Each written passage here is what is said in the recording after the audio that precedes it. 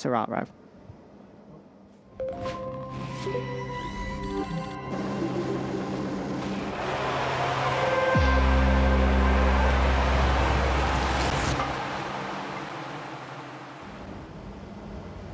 So, welcome.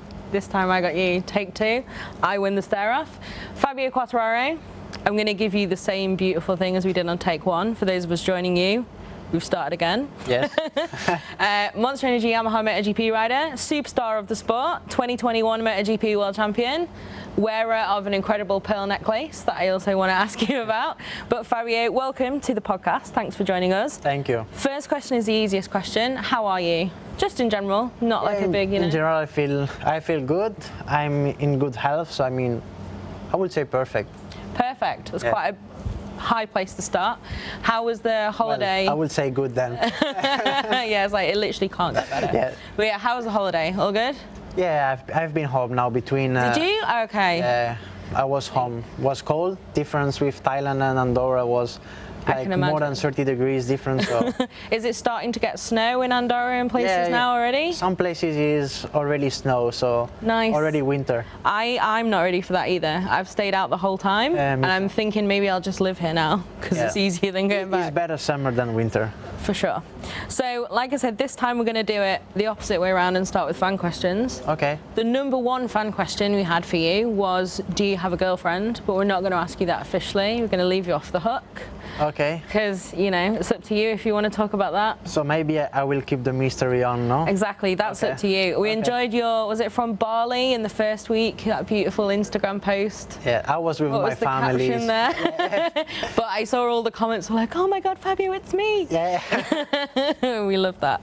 So the first few are from X or Twitter. I don't want to call it X. The Small Toaster 1 wants to know, if you had to have lunch with 3 other riders, who would you pick and why? Tony Arbolino, Ayumu Sasaki, and Jay Dixon. This was an obvious question. Obviously, the squad. If it's only MotoGP? I will say Miguel Oliveira, Brad Binder, and my future teammate, Alex Rins.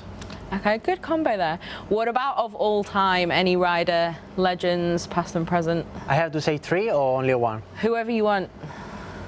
Mick Doohan. Mick Doohan? Yes, Casey I feel Stoner. like that can happen. Yeah, of course.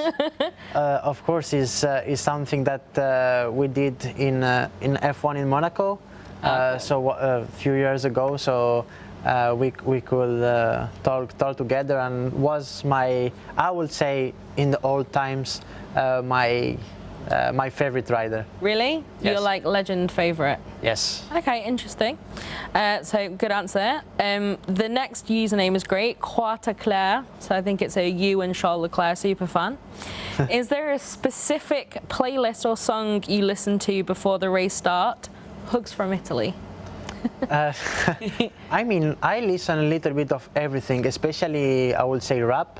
I'm really into American rap, or especially maybe Latino songs. But depends on the moment, and I have like kind of a thing where I really like one song. I can listen the same song on repeat, maybe on a day 50 times, and some weekend I listen the same song. Literally just one song. Literally just one song for the whole weekend. I mean, of course, is always change of song, but as soon as I want to be focused, I always put the same that I like. So basically, it's a lot on J Balvin, Travis Scott, and many more. But basically, is basically on rap. What was the most recent song that you played every single day, every single minute? So was from Raul Alejandro. Okay. Actually, Tony give me the song a few weeks ago, and is on repeat. So this is the song. Okay, so that's the song of the moment. Is it going to be the song of the Malaysian GP as well, or do you think? No, it's gone. It was for a long time. I think was for all the 3 races in a row. Wow. Okay, I thought I was like that, but mine's maybe like a day and a half. No. Was long. That's some serious power there for that song. So then C Mallison 5 wants to know, who picks your wardrobe? I don't think they mean your team uniform. Yeah, I understand. So it depends. Basically, I will say 80% is myself. 80%. Okay, now I'm excited to hear about the 20%. No, the 20 is basically designers that send me some clothes. Okay, cool. So when I go to events, they do me the outfits. But I would say on the normal day, I would say on daily, I do it by myself. Okay, and you quite into it, right? Yes, I really liked it since I would say 2019, and it's always funny to see when I have some T-shirts with holes or whatever. I know already the people would say, you don't have money to buy a T-shirt, or the funny comments that people say. But I mean, it's pretty funny also to be different and to have your own personality. I think is something 100%. Super important. Yeah, I would definitely agree. And when you get sent stuff then, well, so far, what's the best thing that you've received? It's like wear this, or do you like this? Is about clothes? Yeah, any kind of clothes. What's the best thing you've had so far? Or do you not want to choose? I mean, it's difficult because I love all pieces, but especially I would say hoodies is something that I really like. I start really to wear shirts. Normally I was always with oversized T-shirts and clothing, but it's something that I start to wear because many people told me I'm also well on shirts and and fit so pants. So it's the look. Yeah, exactly. A little bit sharper. Exactly. Okay, I have to look good. I mean, you always do anyway. Thank you. You got it going. Thank you. What about the pearls then? Got to ask you. These ones? Yes. So basically, these ones is from 2 friends of mine that have this brand. Okay, cool. And I always wear their jewelry also to support them. And I was going to say, is this a friendly advertising, or are you making them pay? No, it's friendly. It's friendly. It's friendly, but I think is something that I like, and also is something that many people told me. Why you wear it on the bike? You should have made up a crazy story, now. Yeah, I know. I know, but I think was on a funny way, and the first time I use it, I always took it off and then put it again after every practice, and was way too long. So one time I totally forget I wear it, and was not an issue. So now you're rocking it out on the track as well. Exactly. Well, I see that bracelet as well there. It's a fan that cool. gave it to me in the airport. Which airport? Here? Yes. Oh, cool. So I wear it. That's cool. So the next few are from Instagram, and we go for a little bit more Malaysian flavour first off. Okay. From Quizzy, I think that's the pronunciation. What's your favourite Malaysian food? Do you have some answers? No. I was going to say. I don't really know the names. And nasi goreng is the classic Malaysian. But this is from Indonesia, right? Yeah, and from Malaysia, I think, or no? Maybe I'm just terribly... I would say this one. But because, I mean, it's the only name I know. Maybe mango sticky rice, but yeah, I don't know if it's from Malaysia also. I don't want to say a plate that is typically from other country, but if nasi goreng is from... Especially 2 massive fan bases who love the sport, and then I've just broken all of their hearts by getting that wrong. Thank you very much. Sorry, Malaysia and Indonesia. Thank you. No, but I mean, I always eat pretty safe, because I know also Asian food is really spicy, and before race, I always try to use steamed rice with chicken or with eggs, so pretty simple. Do you like spice if you're not in a race weekend and have to get on the bike, or not really? No. I like, but a little bit. And when was in Mandalika, was spicy chicken, but I always ask, is it really spicy? Say no, just a little. And basically my mom just left the plate because it was impossible to eat. And I was close to do the same. I always say this. I'm like, when you're like, is it spicy? No. It's like, no.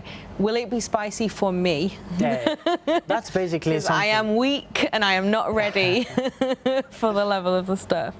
Okay, so the next one is one that our social media manager was desperate that we're allowed to ask you, and I think it's fun. Yeah. It's not that exciting.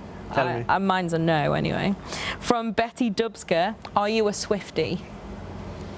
Swiftie? Are you a fan of Taylor Swift? To be honest, no. Cool, so we agree. We agree. Yeah. It's just, you know. I'm not a fan. Who would you go for instead? Rihanna? Yeah, exactly, right? It's the obvious choice. Dua Lipa? Also an obvious choice. If you listen to me, you can call me.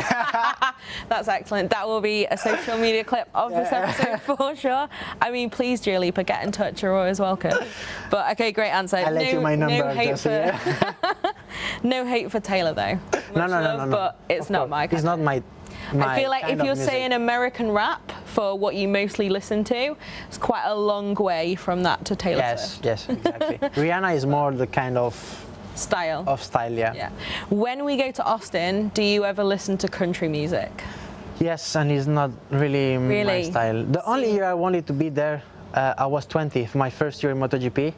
I was 19th, and I could not get in the place because there is 21. Oh yeah, of course. So no. I was just outside, and the team said, "Okay, we don't go," but you know, it was like 5 or 6 people wanted to go, and I was too young. You're so just like, we go to a normal you can't have Prosecco restaurant. either on the podium and that.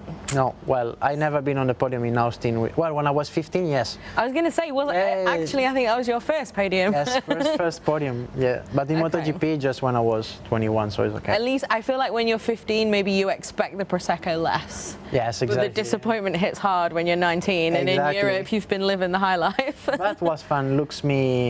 I was young, so it's fine. It's okay. Now you just go in there and you're like, yeah. Do you still get asked to show ID in America? Yes, always. Yeah, always, right? Even me. I'm proper old now. I used to have a fake one also, but I never use it. Of course, never used it. No. Just, I believe you. Everyone else does too. So the final question from Hi VK, what is your plan for off-season? So to be honest, with all the trips that we have made is to stay a little bit home. I will train myself, just prepare also for next year. I'm a kind of person that I can not stay more than 24 hours without training. So what is training for you? By that, do you mean gym, on a bike, just movement? What? So basically, I mean a lot of cardio, of running, gym. I can make much more dirt bike on the off season because basically you can get injured pretty easy during the season, and I can make it a lot during December, January, February, and yeah, I will maybe take some days off with friends in New Year's.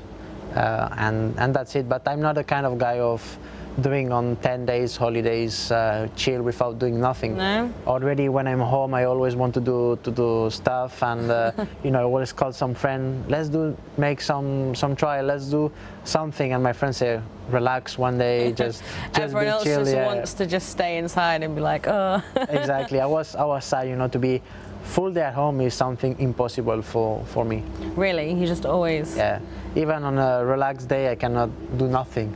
Always 45 minutes of bicycle or is it like something. Too much energy? Is it for your mind, or is it just staying in the rhythm of it? What is it? All three of them. You know, I have a lot of energy always, and I think it never really, of course, happens, but never really happens for me to say, okay, I stay full day at home watching Netflix and doing nothing. I think it actually never happens. Really? Yeah. I don't like that either. Once it gets to like 1 or 2 p.m., I'm like, I've wasted the day. I've got to do something. Exactly. And I don't know. Maybe. I waste my time. You waste your time. Exactly. Brutal. See, I've been trying to train myself to do that and learn how to relax, but you think you should just keep going? No, I had to, because you know, sometimes I train 3 times during the day, and it's too much because your body also have to recover. Yeah. And this is a point where I had to learn that maybe sometimes I was doing 3 sessions in a day, but not enough of recovering, so you can get injured more easy.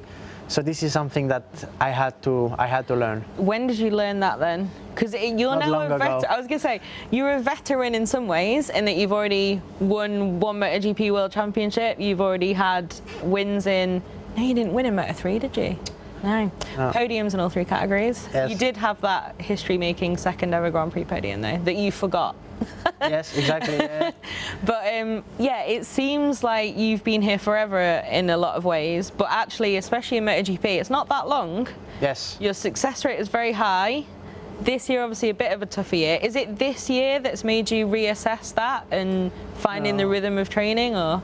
You know, so to be honest, I always had a little bit of, on one way, a mental problem about my weight, because I always feel I'm too heavy, and happens to me of, you know, having a nice dinner at 11 by night, come back home and feeling guilty of having an ice cream or something, and at 1 a.m. just go on the treadmill and run 6K. I feel like now you're becoming like a feminist Cosmopolitan article in a good way. You know, and I always had these things on my head, and I try to learn, even if it's super difficult for me to take this out of my head, but on the past was a big issue for me. And now you've learned how to... Yeah.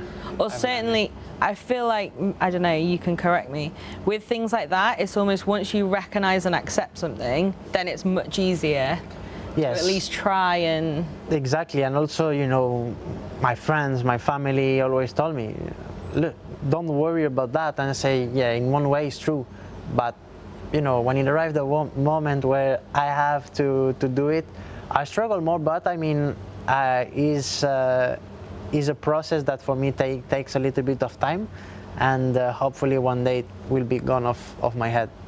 Well, we'll say that progress sounds good then. Yeah. I feel like everyone, as much as a lot of people never want to admit it, everyone is constantly just trying to make that mental progress. Of course, and like a person, you have to always do steps, whatever, if you are an athlete or person, I think moving forwards and try to be a better person and also feeling better for yourself, I mean, I think is good for everyone. For sure. And that's something, obviously, you mentioned the squad goals earlier. Ayumu, I don't think he's really talked about mental health stuff on Instagram. Who? Ayumu. Ah, yeah. I don't know if Tony has. Jake, for sure, did a lot of posts about like mental health and stuff. That's obviously a really important side of the sport, and something I feel like has kind of been recognised a lot more recently. Like, I think one of the first guys who started talking about using a mental coach was probably Dovi. But now it's not just a mental coach to compete. It's like, no, we need to be healthy humans exactly. on both sides of it. Is that important to you?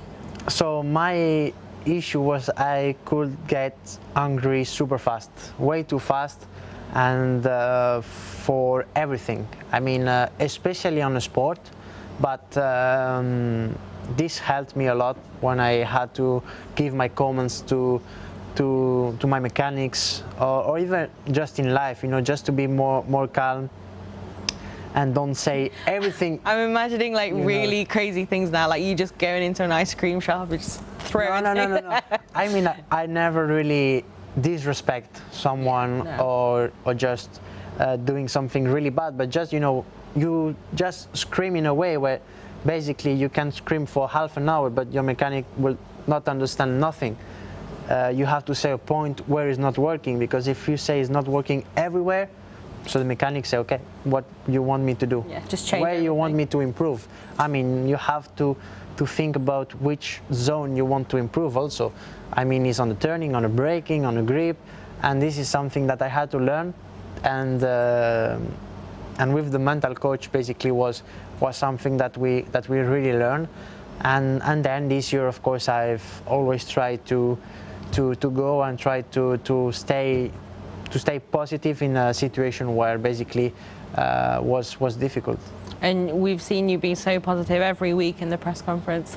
We invite you every week, and you're just like, yep, hi, I'm here again. Yeah, because, you know, when you are used to fight for championships and victory, and you are here for top 10s, basically you are positive in a way where you have to improve on your experience, on basically the new chapter on my career that I really struggle, but I think when we will be out of here, I will have learned a lot from these bad moments, and you know, I think it's always in this kind of moments where it's difficult that you learn the most, because when you win, everything is going okay. But when is this moment is when you have to question yourself, you have many questions, you have to stay calm, you are affronting some difficulties, and this I think is where you really make the experience. That's what, yeah, I definitely wanted to ask you about that, because your kind of MotoGP journey, certainly. I mean, first of all, your switch from Moto2 to MotoGP was quite dramatic, because it was like you had so much hype. It's like, oh, the new Marc Marquez, now Pedro's got that to deal with as a tagline in the headlines. But you had so much hype, then you had a bit of a tougher time when you were actually in the World Championship. But from that kind of leap of faith of like, yep, Fabio's got it, we'll take Fabio, it must have been quite insane for you to just arrive and be like, oh, I really am really quick. Yeah, you know, the first time I arrived in Moto3 was, like you said, is the new Marquez, and he will be there. And finally, you know, was a difficult step for me. I get injured, some bad decisions. I've spent basically 3.5 years where I've really struggled. And with Speed Up, Luca was really good with me, because he saw that I was working super hard. He saw that you know, I never gave up, and he never put me stress on. He said, I see you are working hard, even if the results are not there, take your time and we will arrive. And he really helped me through this tough period of 2018, and we won in Barcelona. And since then, of course, the result was not to be fighting for the world title in Moto2, but was already a much better year. And from this year we moved to MotoGP, and from then was really a fantastic career from 19 till now. It was. And I mean, this season, it must be tougher, obviously, because it's not where you were. Even this time last year, you had a few tougher races at the end of last year, but you were right in title contention, because we had to make all the campaign for #TheDecider. You were right in it. But you've already had podiums, like you've been there. But how is this different to that Moto3 kind of difficulty? Because now I guess you know what you've got and what you can do. Is it quite a different kind of thing? Yes, you know, in Moto3 I never won. So being second, third, P5, I never had the taste of the victory. Moto2 I've won basically for me 2 races. I knew you counting Japan. Yeah. For everyone who doesn't understand, it's because you had a technical disqualification. Yes. But yeah, you crossed the finish line first. Exactly. And in MotoGP I'll always fight for podiums, victory, title. And this is something that I've tasted and I've felt what is to be always on the top, being on the victory, on the podium. And from one year to another, you know, last year was super tough. I never expect to be on the top 3 at the end of the championship. But this year, you know, we have made 3 podiums, 0 wins, and we had some sprint races also, you know. So we had double race, and mentally it's really difficult, especially the first part of the season. I never accept the position I was ending, and this is was making me super angry even after the GP. I was home, I was disappointed, not enjoying life. And since half season I said, okay, now I will just give my 100%, whatever is the result, we have to enjoy it, and as soon as the race is finished, switch off and just enjoy home, because, you know, from February till July I was not enjoying. I feel like you can kind of tell that in you, in a good way, where you've like just since then you've been like, okay, I hate this phrase, but it is what it is. Yeah. And now you obviously got to make the best of it now, but also try and make those steps. How are you feeling about the future now you're in that different space? Are you kind of like, okay, let's go, we've got this, let's see what we need to do? And of course, like a person, I'm a winner. I don't want to just, you know, give up, because this is something that I will never do. Even if we are in a situation where basically we know we cannot fight for the victory, I always believe I had to fight for the victory. Maybe I will not, but I mean... You'll fight Mark at Buriram quite hard though. That was a good show. Yeah, I mean, of course, like last race was great, because remember me a few years ago when we were with Marc fighting for the victory, and I was for the 6th position. So unfortunately, it was not the way we wanted. But I mean, whatever is the position, I always want to finish in front. And when, I don't know, but for sure we will come back to the top. Okay, well, I know you've got a busy Thursday. I think that's the perfect quote to end on. Yeah, I think it was a great ending. Perfect. Exactly. Thank you so much for coming and for being so open about everything and life, and it's always a pleasure to talk to you. Thank you to Yamaha for allowing you to come and have a chat. Yes, the great Maida. And have a good one. We all hope to see you right back up there, not fighting for 6, fighting for those wins. And that's what we want. Thank you very much. Thank you.